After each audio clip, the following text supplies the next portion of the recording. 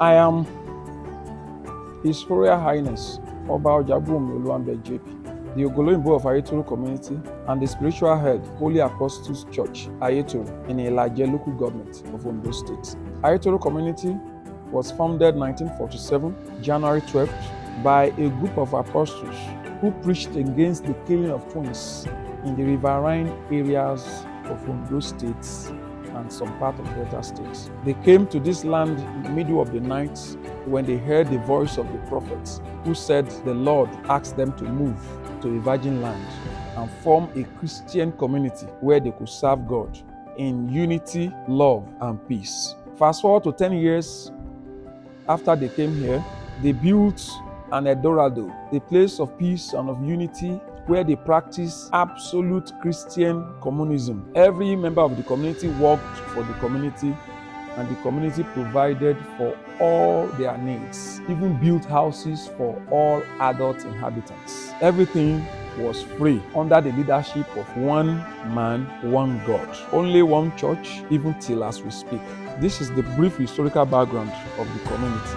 And it became so industrialized that it was the most industrialized town in the whole of West Africa. It is on the Guinness Book of Records and all other records. They had electricity in 1954, only after Ibadan was the only one that had electricity before the community. And the electricity was powered by the community, not by the national grid. So with that electricity, there was an industrial evolution of huge investments in industries. Soap factory, shoe factory, tailoring company. They had fishing vessels that were called trawlers in large numbers that were going to the deep sea to catch big fish, streams that they were exporting to other countries. They had a fishing terminal and a coal room that could store the excess produce from the sea. They had bakery, they have textile industry, they have shoe factory. They were exporting shoe to all other places and countries. But sometime in the 80s, we observed a gradual depletion of our coastal line. And this period coincided with the period that oil exploration started in this part of Ondo State. The first casualty of this oil exploration and sea incursion, incidentally, was this building, the ancestral palace, where all the kings of AYETORO have reigned and lived. Built and commissioned 1960, the activity sank a whole floor of this building. You will see that when you are coming in, we had to make another step onto the first floor because this thing is already under the water. So the community started making appeal to government for environmental assessment and to come and see what we are experiencing so that proactive steps will be taken to stop the sea incursion. All of this fell on deaf ears until the incursion became a devastation. They started destroying buildings, started destroying farms and so many other beautiful things we had along the beach. They awarded contracts when they saw that the devastation was really serious to a company called Goverment, Nigerian Limited. That was around about 2003. They awarded a contract for 1.6 billion or thereabout. Till we speak, we did not see the contractor, we did not see the engineer, we did not see any equipment, nothing was done. The encroachment continued. We have lost over 5 kilometers of our coastal land. And these are not just lands, bare lands or virgin lands. They are lands where people's houses used to be. Right now, we have lost more than 2/3 of the residential buildings and industrial sites of the community. It has reached a point where our appeal is not just an appeal, but a save our soul appeal.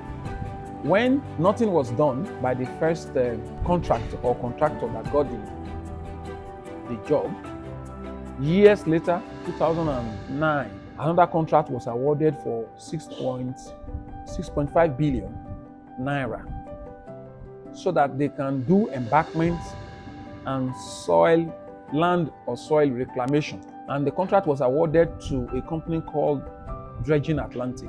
They were mobilized. This time around, they came to site. They brought some equipment. They said their design suggested to them that they could use a technology called geotube. When we saw those equipment, based on our native knowledge of people who have lived by the sea all our lives, we told them that the raging surge of this Atlantic Ocean is beyond the power of the so-called geotube.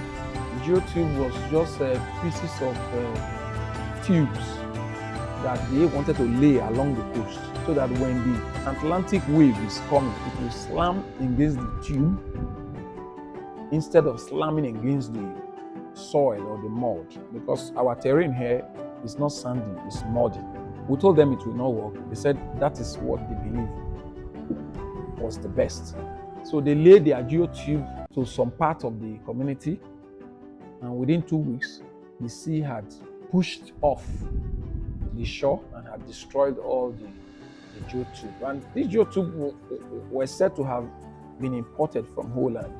We wouldn't know. So after the failure of the geotube technology to curb the sea incursion, they embarked on looking for sand that they would reclaim land that had been lost by sand filling. So they laid some pipes to some locations in other communities where they said they saw sand. Comes a few sand, not bigger than the size of this meeting hall, maybe 10 meter by maybe 40 meter heap of sand, which is nothing compared to the volume of what they were supposed to pump to reclaim the vast land that had been lost.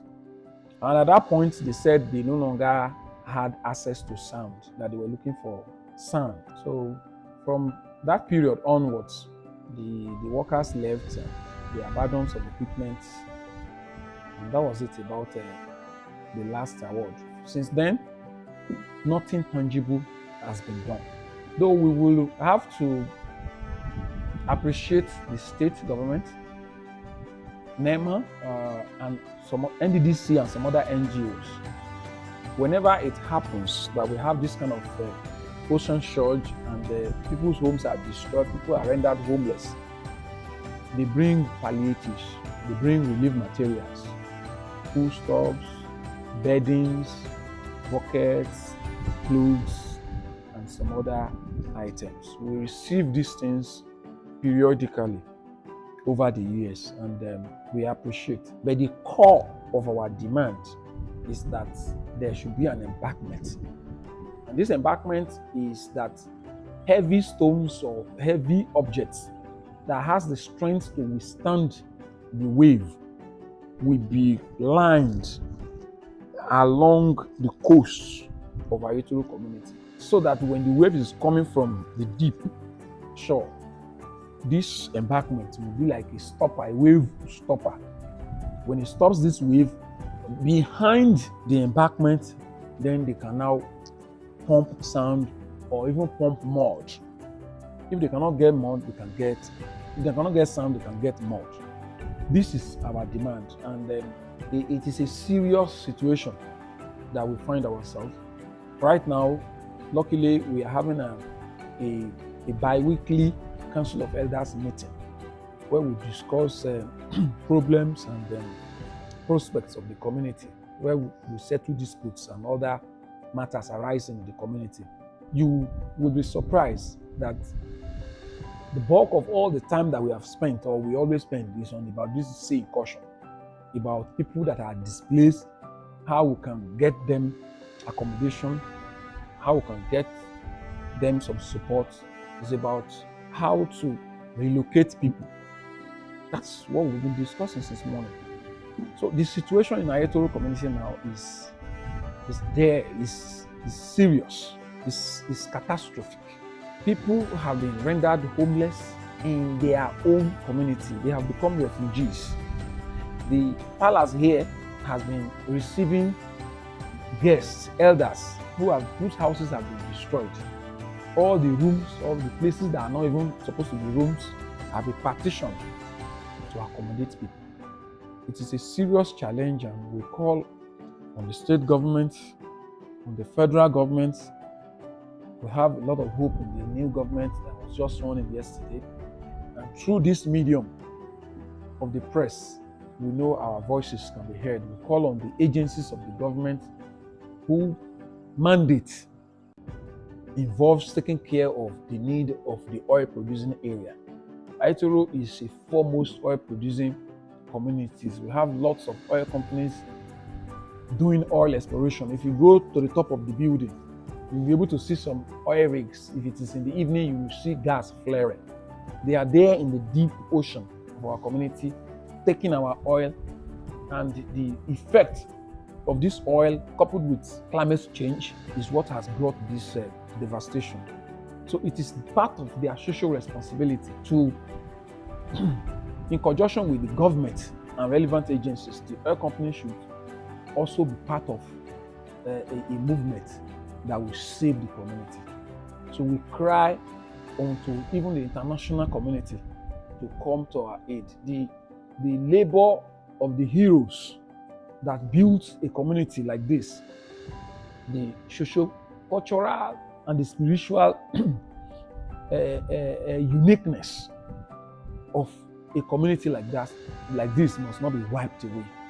It is a place people have come to study, a unique way of life of people living in peace and harmony under one leadership. The same leader that controls the community also controls the church. It's a place, even till now, we do everything together in love and in unity. It is a land God promised and gave to our Father. So we, as heirs who have inherited this place from our Father, we have to do our best to retain and to promote and to protect the legacy. So we make passionate appeal to the state government, the federal government, the government agencies at the state level, SOPADEC, at the federal level, NDDC. These are bodies that are responsible to take care of the Niger Delta communities when they have environmental disasters.